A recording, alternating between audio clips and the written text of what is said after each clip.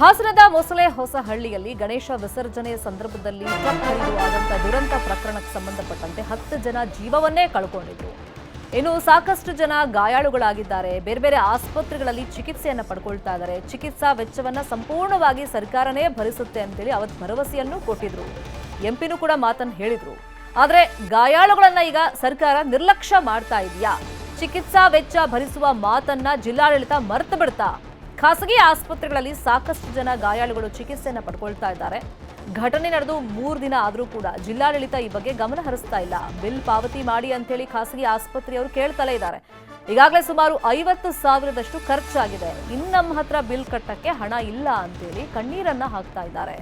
Engineering ವಿದ್ಯಾರ್ಥಿ ಋತ್ವಿಕ್ ಪೋಷಕರು ಕಣ್ಣೀರನ್ನ ಹಾಕ್ತಾ ಇದ್ದಾರೆ. ಸ್ಥಳಕ್ಕೆ ಬಂದು ಭರವಸೆಯನ್ನ ಅವತ್ತು ಸಂಸದ ಶ್ರೇಯಸ್ ಪಟೇಲ್ ಕೊಟ್ಟಿದ್ರು. ಚಿಕಿತ್ಸಾ ವೆಚ್ಚ ಭರಿಸೋದಾಗಿ ಜಿಲ್ಲಾಡಳಿತನೂ ಹೇಳಿತ್ತು.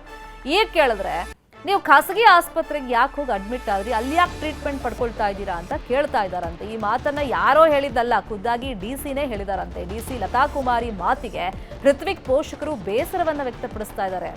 ಯಾರೋ ಸ್ಥಳೀಯರು ನನ್ನ ಮಗನನ್ನ ಆಸ್ಪತ್ರೆಗೆ ಸೇರಿಸಿದ್ರು, ನಾವಿರೋದೊಂದು ಹಳ್ಳಿಲಿ, ಮಗನಿಗೆ ಹಿಂಗಾಗಿದೆ, ದುರಂತ ಆಗಿದೆ, ಗಾಯ ಆಗಿದೆ ಆತನಿಗಂತ ಗೊತ್ತಾದ ತಕ್ಷಣ ಸ್ಥಳೀಯರು ಸೇರಿಸಿದ್ದಾರೆ. ನಮಗೆ ವಿಷಯನೇ ಗೊತ್ತಿರಲಿಲ್ಲ.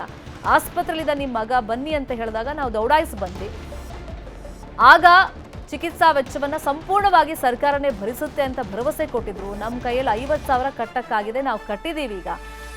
ಈಗ ಬಿಲ್ ಕಟ್ಟಿ ಅಂತ ಆಸ್ಪತ್ರೆಯವರು ಕೇಳ್ತಾ ಇದ್ದಾರೆ. ನಮ್ಮ ಹತ್ರ ದುಡ್ಡಿಲ್ಲ. ಜಿಲ್ಲಾಡಳಿತವನ್ನ ಕಾಂಟ್ಯಾಕ್ಟ್ ಮಾಡಿದ್ರೆ ನೀವು ಯಾಕೆ ಖಾಸಗಿ ಆಸ್ಪತ್ರೆಗೆ ಹೋಗಿದ್ರಿ ಅಂತ ಅವ್ರು ಕೇಳ್ತಿದ್ದಾರೆ ಅಂತ ಬೇಸರವನ್ನ ವ್ಯಕ್ತಪಡಿಸಿದ್ದಾರೆ.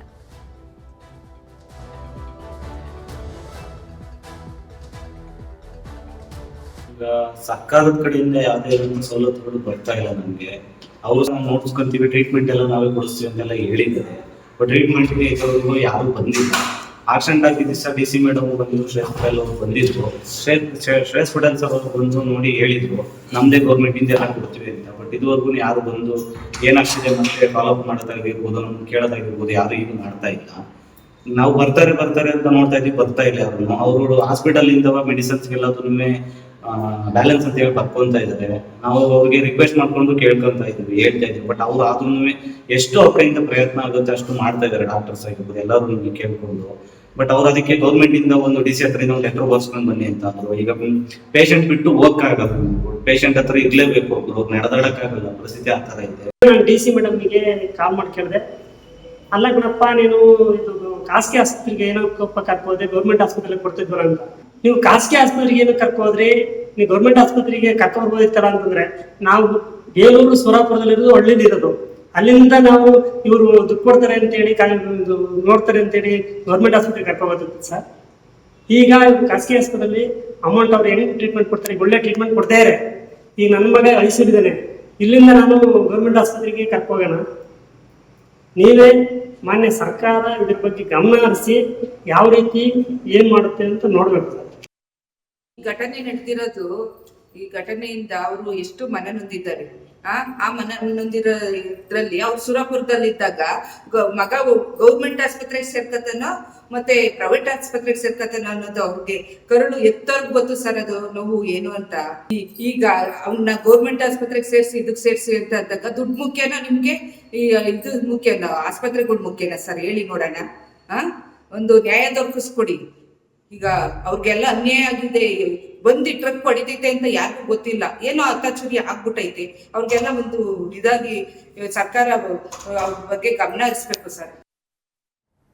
ಇನ್ನು ಅಪಘಾತದ ಬಳಿಕ ಹಾಸನ ಸಂಸದ ಶ್ರೇಯಸ್ ಪಟೇಲ್ ಸರ್ಕಾರದಿಂದಲೇ ಚಿಕಿತ್ಸಾ ವೆಚ್ಚ ಭರಿಸುವಂತ ಮಾತನಾಡಿದ್ರು. ಅದು ಖಾಸಗಿ ಆಸ್ಪತ್ರೆ ಆದ್ರೂ ಪರವಾಗಿಲ್ಲ, ಸರ್ಕಾರನೇ ಚಿಕಿತ್ಸಾ ವೆಚ್ಚ ಭರಿಸುತ್ತೆ ಅಂತ ಹೇಳಿದ್ರು. ಅವತ್ತೇನು ಹೇಳಿದ್ರು ಕೇಳಿ. ಅಲ್ಲ, ಈಗ ಅವತ್ತು ಘನ ಸರ್ಕಾರದ ಮುಖ್ಯಮಂತ್ರಿಗಳು 5 ಲಕ್ಷ ಪರಿಹಾರ ಮತ್ತು ಸಂಪೂರ್ಣ ವೆಚ್ಚವನ್ನು ನಾವು ಕೊಡ್ತೀವಿ ಅಂತ, ಪ್ರೈವೇಟ್ ಹಾಸ್ಪಿಟ್ಲ್ ಆಗಿರ್ಬೋದು, ಗವರ್ಮೆಂಟ್ ಹಾಸ್ಪಿಟಲ್ ನಾವು ಕೊಡ್ತೀವಿ ಅಂತ ಒಪ್ಕೊಂಡಿದ್ದಾರೆ. ಪರಿಷ್ಕರಣೆ ಮಾಡಿ ಅಂತ ಮೊನ್ನೆ ಮೊಸಳೆ ಹೊಸಲಿ ಬಂದಾಗ ನಮ್ಮ ಜಿಲ್ಲಾ ಉಸ್ತುವಾರಿ ಸಚಿವರಿಗೆ ಎಲ್ಲ ಮನವಿ ಮಾಡಿದರು, ನಮಗೂ ಸಹ ಮನವಿ ಮಾಡಿದ್ದಾರೆ. ಮೊನ್ನೆ ಮೃತರ ಕುಟುಂಬಕ್ಕೆ ನಾವು ಪರಿಹಾರ ಚೆಕ್ ಕೊಡೋಕ್ಕೆ ಹೋದಾಗಲೂ ಸಹ ಸಾಕಾಗಲ್ಲ ಅಂತ ಅವ್ರ ಸಂಬಂಧಿಕರೆಲ್ಲ ನಮ್ಗೆ ಮನವಿ ಮಾಡಿದ್ದಾರೆ. ಅದನ್ನ ಮುಖ್ಯಮಂತ್ರಿಗಳು ಗಮನಕ್ಕೆ ತಂದಿದ್ದೀವಿ. ಮುಖ್ಯಮಂತ್ರಿಗಳು ಏನು ತೀರ್ಮಾನ ತೊಗೊತಾರೆ ಅನ್ನೋದನ್ನು ನಾವು ನೋಡಬೇಕಾಗ್ತದೆ. ಇಲ್ಲ, ಈಗ ನಾವು ಏನು ಮಾತಾಡ್ಕೊಂಡಿದ್ದೀವಿ, ನಮ್ಮ ಜಿಲ್ಲೆಯಿಂದ ಈಗ ನಾನು ವೈಯಕ್ತಿಕವಾಗಿ ಎಲ್ಲ ಗಾಯಾಳುಗಳಿಗೂ 25,000 ಕೊಡೋದು, ಜೊತೆಗೆ ಪ್ರತಿ ಯಾರು ತೀರ್ಕೊಂಡಿದ್ದಾರೆ ಅವ್ರ ಕುಟುಂಬಕ್ಕೆ 1 ಲಕ್ಷ ಕೊಡೋದು ಅಂತ ವೈಯಕ್ತಿಕವಾಗಿ ನಾವು ತೀರ್ಮಾನ ತಗೊಂಡಿದ್ದೀವಿ. ನಮ್ಮ ಶೆಡ್ಯೂಲ್ ನೋಡಿಕೊಂಡು ನಾನೇ ವೈಯಕ್ತಿಕವಾಗಿ ಹೋಗಿ ತಲುಪಿಸುವಂಥ ಕೆಲಸವನ್ನು ನಾವು ಮಾಡ್ತೀವಿ. ಖಾಸಗಿ ಆಸ್ಪತ್ರೆಯಲ್ಲಿ ಅಡ್ಮಿಟ್ ಆಗಿದ್ರೂ ಕೂಡ ಸ್ಪಷ್ಟವಾಗಿ ಸಂಸದರು ಹೇಳಿದ್ದಾರೆ ಚಿಕಿತ್ಸಾ ವೆಚ್ಚವನ್ನ ಸರ್ಕಾರವೇ ಭರಿಸುತ್ತೆ ಅಂತ. ಆದರೆ ಜಿಲ್ಲಾಡಳಿತಕ್ಕೆ ಈ ಕಾಂಟ್ಯಾಕ್ಟ್ ಮಾಡಿದ್ರೆ ಗಾಯಾಳುಗಳ ಸಂಬಂಧಿಕರು, ಪೋಷಕರು ನೀವು ಖಾಸಗಿ ಆಸ್ಪತ್ರೆಗೆ ಯಾಕೆ ಹೋದ್ರಿ ಅಂತೇಳಿ ಖುದ್ದಾಗಿ ಡಿಸಿನೇ ಪ್ರಶ್ನೆ ಮಾಡ್ತಾ ಇದ್ದಾರಂತೆ.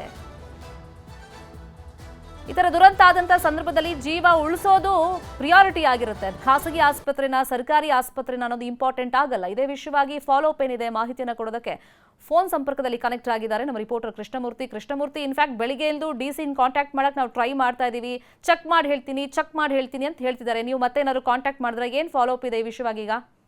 ಮತ್ತೆ ಹಾಸನ ಸಂಸದ ಶ್ರೇಯಸ್ ಪಟೇಲ್ ಅವರ ಜೊತೆ ನಾವು ದೂರವಾಣಿ ಜೊತೆ ಮಾಹಿತಿನ ಪಡ್ಕೊಳ್ಳಿಕ್ಕೋಸ್ಕರವಾಗಿ ಕರೆ ಮಾಡಿದಂತ ಅವರು ಕೂಡ ಬೆಂಗಳೂರಿನಲ್ಲಿ ಸಿಎಂ ಮತ್ತು ಹಾಸನ ಉಸ್ತುವಾರಿ ಸಚಿವ ಕೃಷ್ಣ ಬೈರೇಗೌಡರ ಜೊತೆ ಮೀಟಿಂಗ್ ನಲ್ಲಿದ್ದೀನಿ. ಈ ಬಗ್ಗೆನೇ ಕೂಡ ನಾನು ಚರ್ಚೆ ಮಾಡ್ತೀನಿ.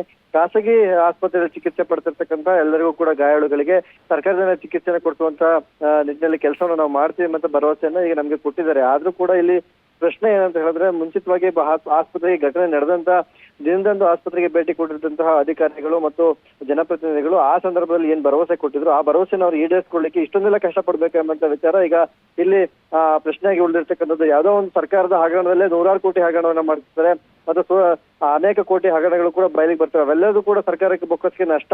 ಆದ್ರೆ ಇಂಥ ಸಂದರ್ಭದಲ್ಲಾದ್ರೂ ಕೂಡ ಬಡ ಮಕ್ಕಳು ಅನಿವಾರ್ಯತೆ ಇದ್ದಂತ ಸಂದರ್ಭದವರು ಕೂಡ ಬಡ ಮಕ್ಕಳಿಗೆ ಅನುಕೂಲ ಮಾಡುವಂತ ಸಂದರ್ಭದಲ್ಲಿ ಸರ್ಕಾರ ಯೋಚನೆ ಮಾಡದೇ ಜಿಲ್ಲಾಡಳಿತ ಇವರ ನೆರವಿಗೆ ನಿಲ್ಬೇಕಾಗಿತ್ತು. ಆದ್ರೆ ಇಷ್ಟೊಂದು ತಾರತಮ್ಯವನ್ನ ಮಾಡ್ತಿರ್ತಕ್ಕಂಥ ಯಾಕೆ ಎಂಬಂತ ಪ್ರಶ್ನೆ ಈಗ ಸಾರ್ವಜನಿಕ ವಲಯದಲ್ಲೂ ಕೂಡ ಮೂಡ್ತಾ ಇರ್ತಕ್ಕಂಥದ್ದು. ಖಾಸಗಿ ಆಸ್ಪತ್ರೆಯಲ್ಲಿ ಚಿಕಿತ್ಸೆ ಪಡ್ತಿರ್ತಕ್ಕಂಥ ಮಕ್ಕಳನ್ನ ಅವರಿಗೂ ಕೂಡ ಚಿಕಿತ್ಸಾ ವೆಚ್ಚವನ್ನ ಭರಿಸಬೇಕು ಅಂತ ಆಗ್ರಹವನ್ನ ಅವ್ರ ಪೋಷಕರು ಕೂಡ ಮಾಡಿದ್ರು. ಈ ಹಿಂದೆ ಕೊಟ್ಟಂತ ಆಶ್ವಾಸನ ಅವರು ಸರ್ಕಾರ ಆಗ್ಲಿ ಮತ್ತು ಜನಪ್ರತಿನಿಧಿಗಳಾಗ್ಲಿ ಉಳಿಸ್ಕೊಬೇಕಾಗುತ್ತೆ ಮತ್ತು ಅವರ ಚಿಕಿತ್ಸೆನ ಅವ್ರಿಗೆ ಈಗೇನು ಘಟನೆಯಲ್ಲಿ ಸಮಸ್ಯೆ ಆಗಿದೆ ಆ ಸಮಸ್ಯೆಗೆ ಸರ್ಕಾರ ಸ್ಪಂದಿಸಬೇಕಾಗುತ್ತೆ. ಆದ್ರೆ ಇಷ್ಟೊಂದು ನಿರ್ಲಕ್ಷ್ಯ ಮಾಡ್ತಿರ್ತಕ್ಕಂಥ ಕೂಡ ಸರ್ಕಾರದ ವಿರುದ್ಧ ಆಕ್ರೋಶವನ್ನ ಅಲ್ಲಿನ ಪೋಷಕರು ಕೂಡ ವ್ಯಕ್ತಪಡಿಸ್ತಾ ಇದ್ದಾರೆ. ಒಟ್ಟಾರೆಯಾಗಿ ನೋಡಿದ್ರೆ ಹಾಸನದ ಮೊಸಳೆ ಹೊಸಳಿ ದುರ್ಘಟನೆ ಏನು ಹಾಸ್ಟೆಲ್ ನಲ್ಲಿ ಓದಿರ್ತಕ್ಕಂಥ ವಿದ್ಯಾರ್ಥಿಗಳೇ ಅತಿ ಹೆಚ್ಚು ಈ ಒಂದು ಘಟನೆಯಲ್ಲಿ ಗಾಯಗೊಂಡಿರ್ತಕ್ಕಂಥದ್ದು. ಕೇವಲ 9 ಮಕ್ಕಳಷ್ಟೇ ಖಾಸಗಿ ಆಸ್ಪತ್ರೆಯಲ್ಲಿ ಚಿಕಿತ್ಸೆಯನ್ನು ಪಡ್ಕೊಳ್ತಾರೆ. ಅವರಿಗೆ ಸರ್ಕಾರದಿಂದ ಏನು ಗಾಯಾಳುಗಳಿಗೆ ಚಿಕಿತ್ಸಾ ವೆಚ್ಚವನ್ನು ನೀಡಲಿ ಎಂಬಂತದ್ದು ಎಲ್ಲರ ಒತ್ತಾಯ ಆಗಿರ್ತಕ್ಕಂಥದ್ದು. ಶರ್ಮಿತಾ, ಫಾಲೋ ಅಪ್ ಮಾಡೋಣ ಮತ್ತೆ ಸುದ್ದಿನ. Thank you Krishnamurthy.